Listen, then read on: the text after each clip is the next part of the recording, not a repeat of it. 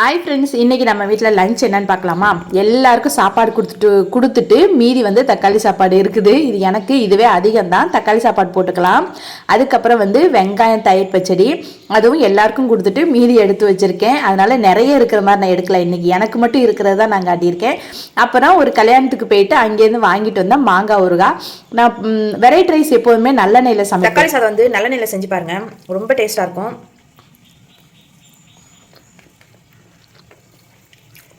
சூப்பராக இருக்குது. சிலவங்க கமெண்ட்ஸ் சொல்லுவீங்க, அதை நீங்கள் சொல்லக்கூடாது, சாப்பிட்டு பார்த்து நாங்கள் தான் சொல்லணும். உங்கள் சாப்பாடு நல்லா இருக்குன்னு நீங்களே சொல்லக்கூடாது. நம்ம செஞ்ச சாப்பாடை நம்ம வந்து பெருமையாக பேசாமல் வேறு யார் பேசுவா, வேறு யாரும் பேசுவாங்கன்னு நம்ம எதிர்பார்க்கவே கூடாது. நம்ம சாப்பாடு நல்லா இருந்தால் நல்லா இருக்குன்னு சொல்லணும். நல்லா இல்லைன்னா ஏதோ ஒரு சின்ன குறை, நல்லா இல்லை உப்பு பத்திரம், அது இதுன்னு ஏதாவது சொல்லிக்கலாம், ஒன்றும் பிரச்சனை இல்லை. எல்லாமே பர்ஃபெக்டாக இருக்குது, நல்லா இருக்குது தக்காளி சாதம்.